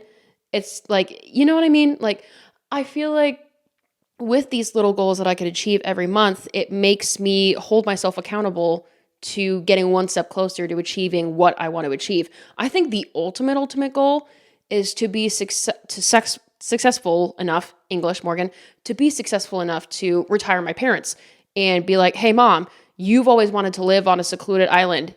Like, here you go. This is all paid for. You don't have to worry about anything ever again. Like, that is like my ultimate goal in order to do that. Yeah. So like, in order to get there, I have to, baby steps.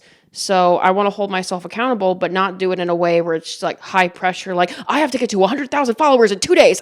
Like nothing like that. Yeah. Nothing too crazy, but yeah, like I felt that way back in the day where I'm like, I want to get to 100,000 followers like on Tuesday. And you're like, Morgan, it's Friday. That's not possible. Yeah. And like, I Yeah, that's a really, lot of pressure, especially like in the algorithm world now. Is like you can do all the right things and that could just not happen. And that's the relationship I have with music now too, is like I recognize that I could do what I think is doing everything the way it's supposed to be done and doing things great and putting out better music than I've ever put out before.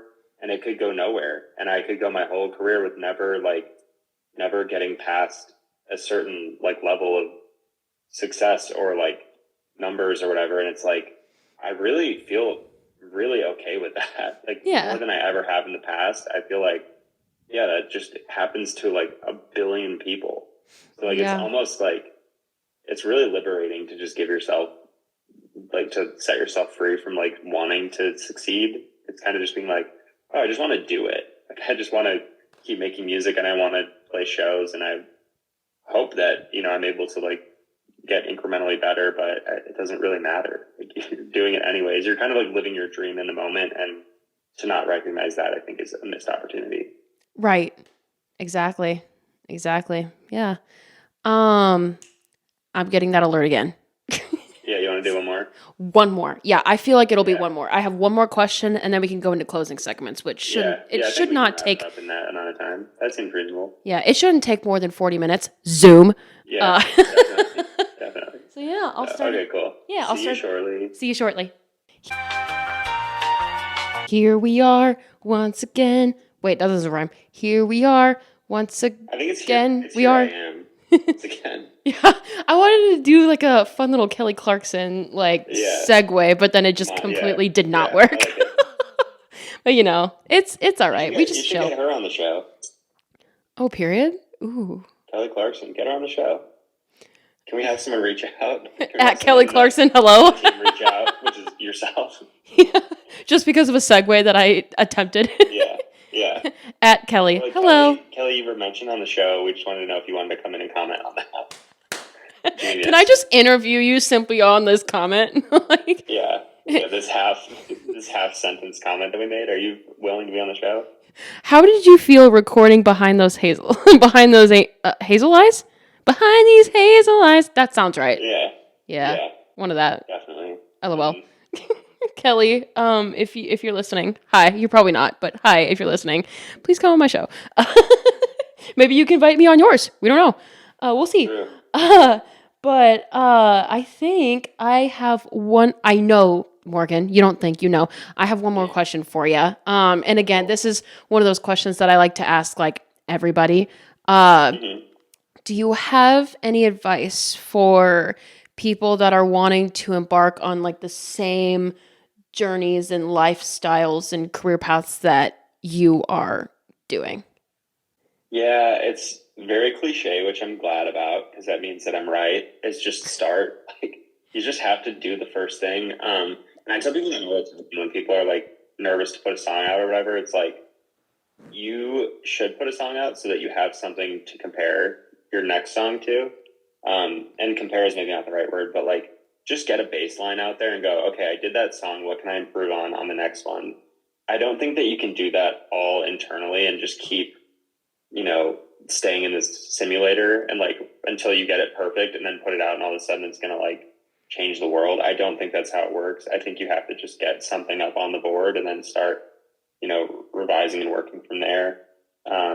So that's like my biggest piece of advice is like, don't wait. Don't try to like get it perfect. Just do it and, continue following that thought process.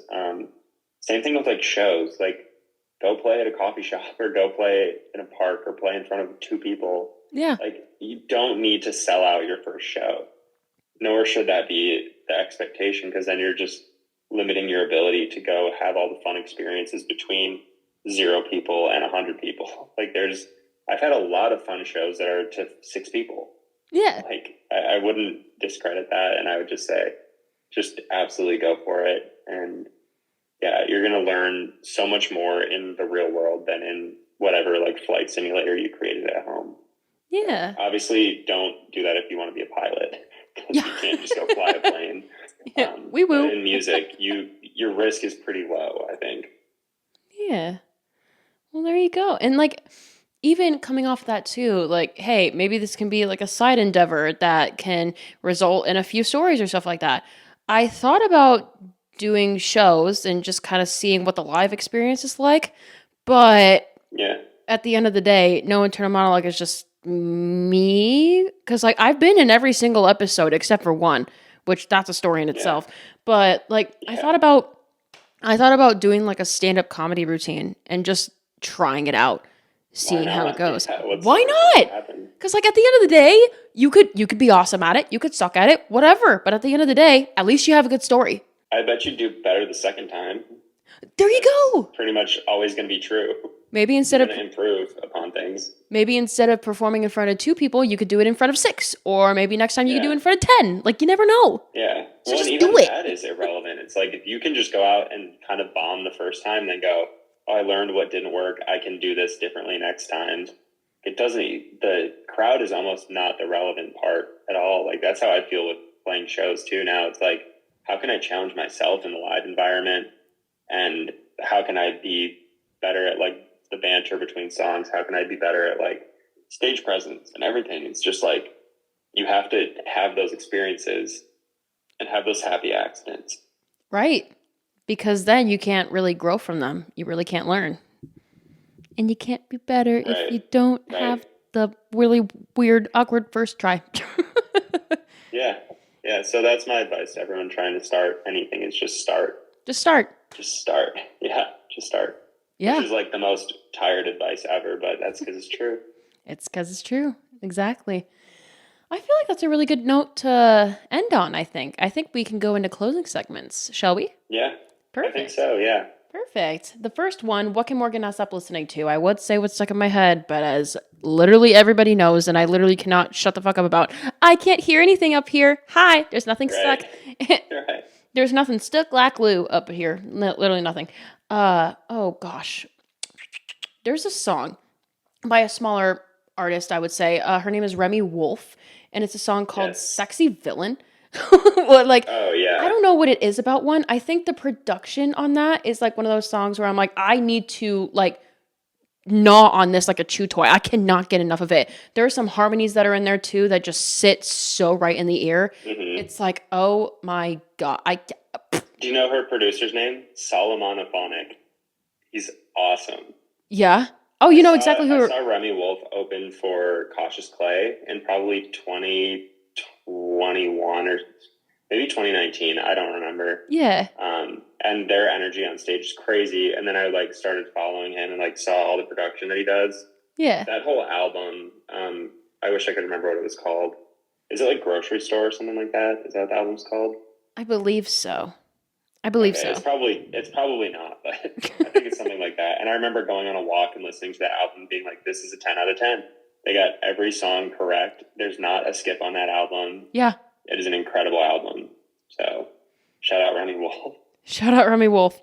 Yeah. But do you have any songs that you're kind of bopping to excessively lately?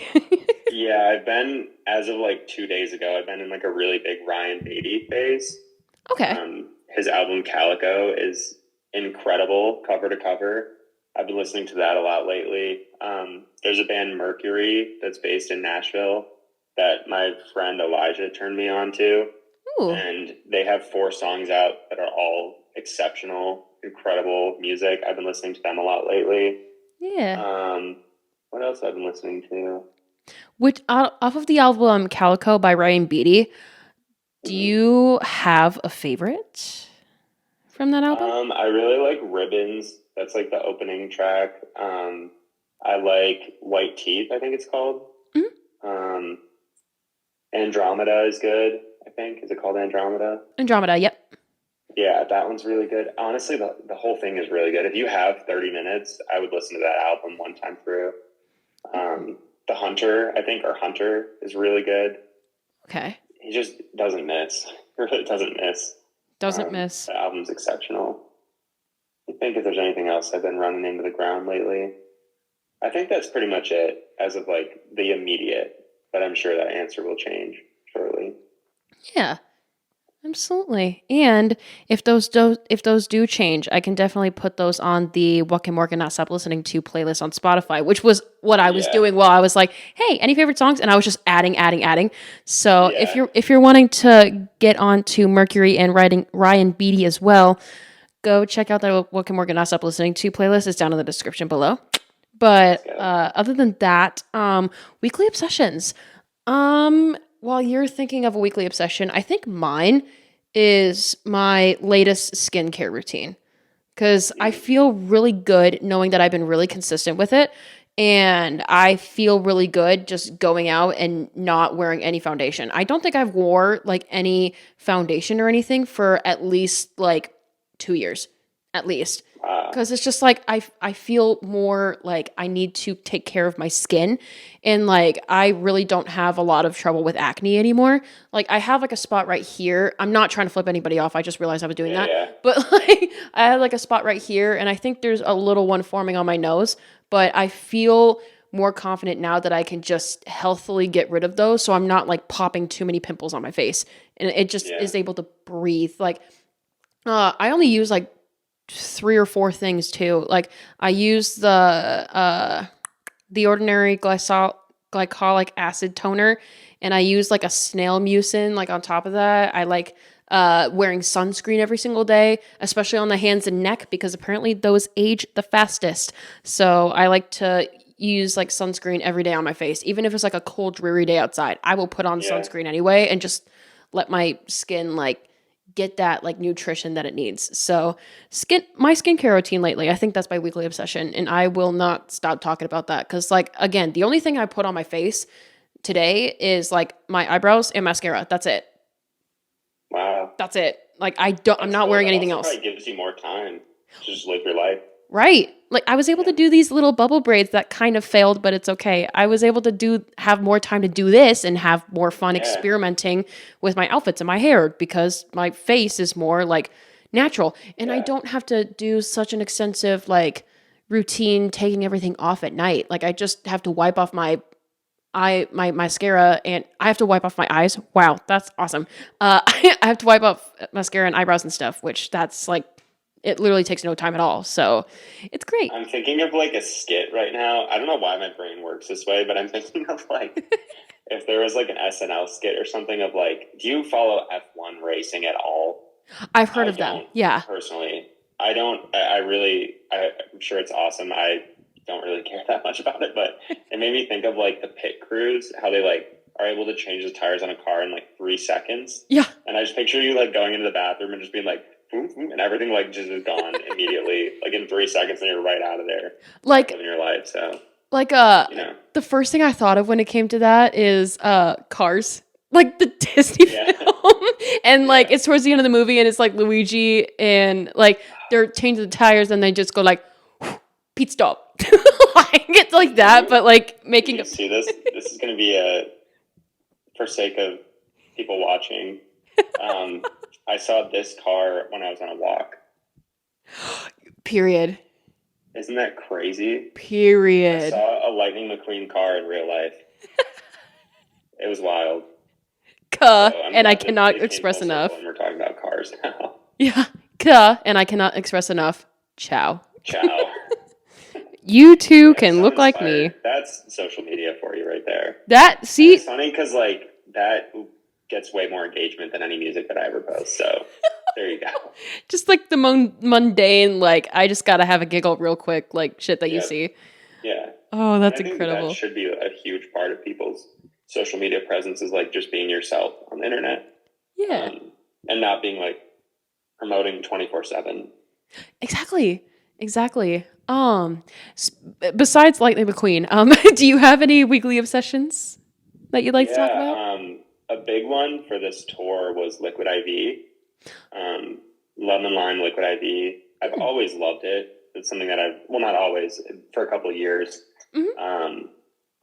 But this tour, I was like, I want to stay healthy. So I was having like a lot of like little vitamin C gummies and then liquid IV, just pound in water, lemon lime flavor. Mm-hmm. And then my coffee obsession, which is a decaf oat milk cortado with vanilla. That's like my go-to drink.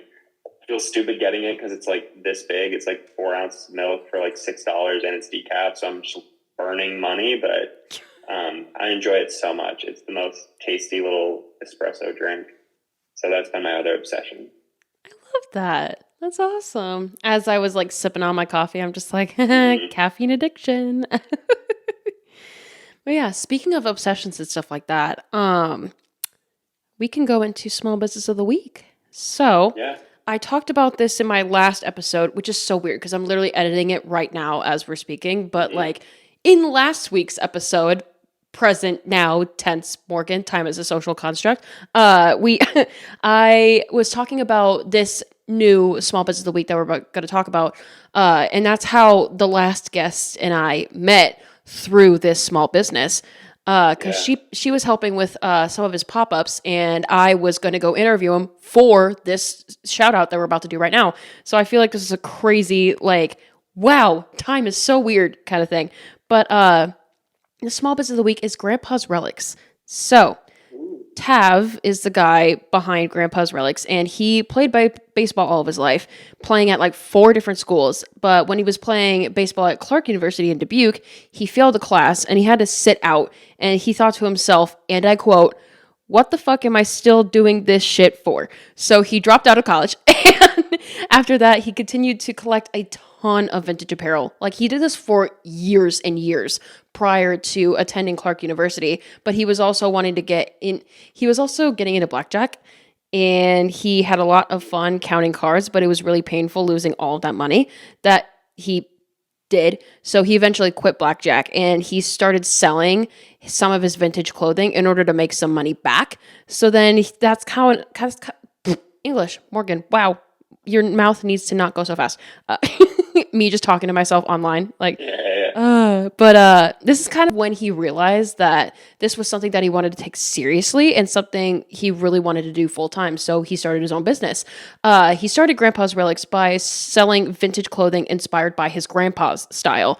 And on opening night of his business, he threw a launch party and he invited all of his old teammates, told them all to come play dress up, and Tav took pictures. And he really likes upcycling and selling clothing like 20 years old or older, especially like different kinds of boots, like various denim pieces, patchwork fashion.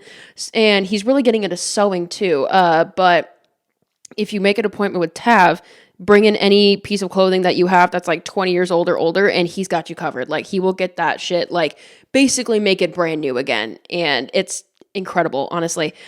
He's also wanted to also dive into music and book gigs and travel and sell vintage clothing all at the same time.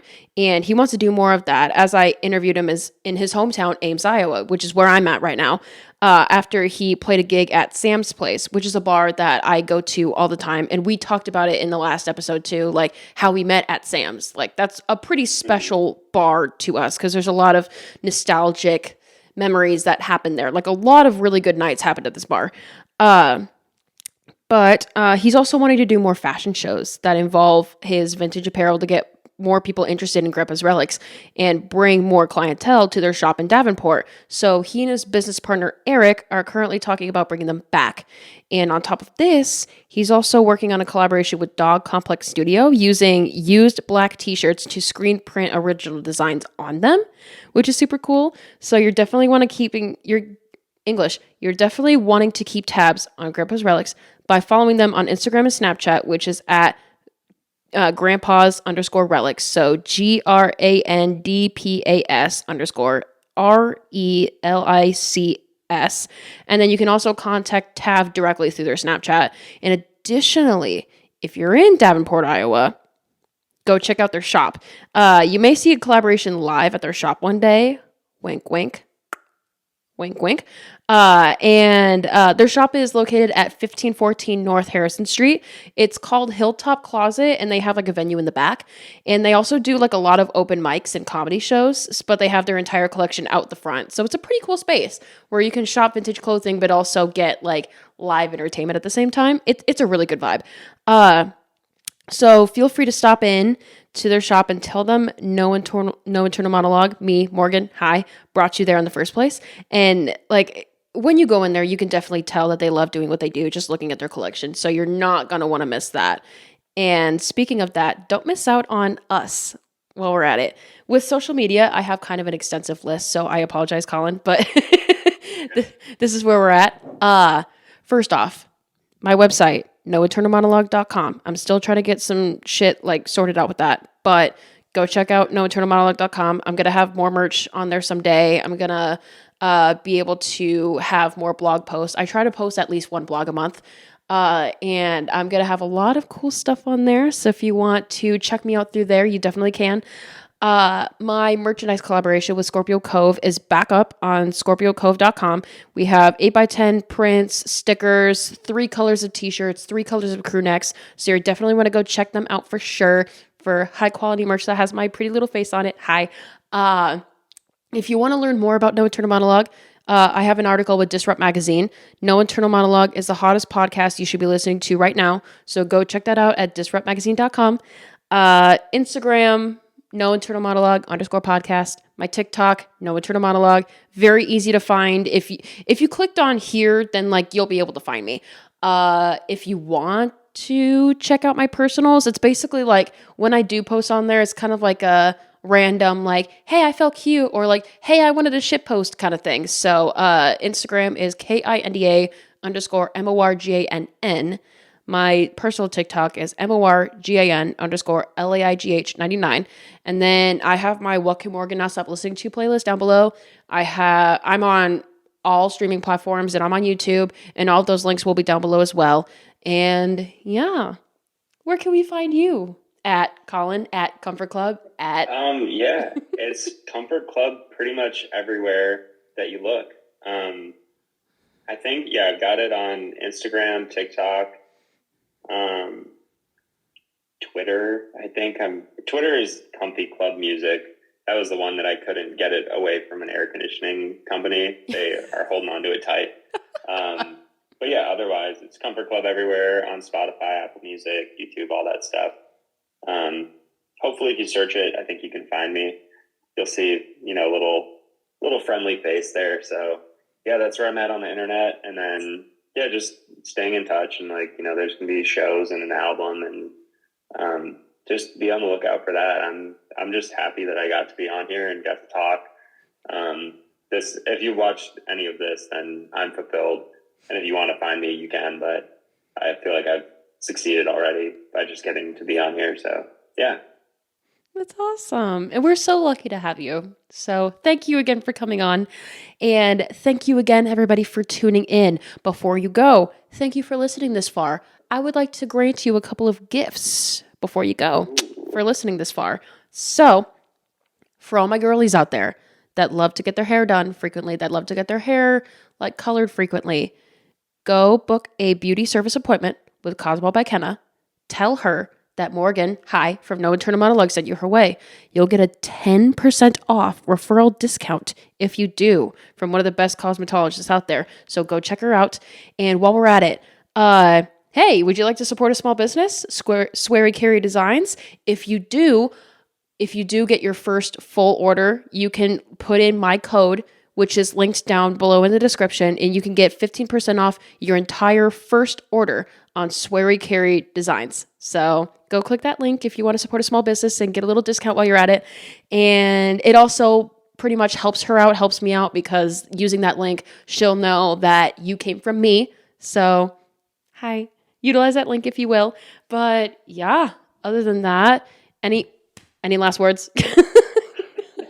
I don't know. I mean, I think that's a good way to end it. I feel like going in after the sponsorships is a weird move. So I'm going to definitely surrender my time to if you have anything to say. But I feel like ending it on that note is great. Yeah, that's awesome. Well, again, thank you so much for coming on. It was so fun to 100%. Sit and pick your brain a little bit and just see what you're all about. So thank you again so much for stopping by. Yeah, 100%. I'm glad we got to do it. And thank you again. I really appreciate it. Absolutely. Perfect. I think that's a good note to end this on. So thank you again for stopping in. For people that are cleaning, I hope you're still getting your cleaning stuff done. If you're traveling, I hope you're traveling safely and soundly. If you're like fucking mowing your lawn while listening to this, I hope it's nice, fresh, clean cut. I hope it smells good. I love to smell a fresh lawn, which is weird, but you know, Iowa, hi. And for people that are just sitting on their couch, hanging back, just hanging out with us, thank you for doing so. I'm glad that we could provide a little bit of socialization for you. And with that, yeah, I'm gonna go fucking just I'm just gonna go stuff my face with food because you know I feel like that's a good way to cap off a good like Sunday evening. You know, just stuff your face with some food. Yeah. So with that, toodaloo, buckaroos.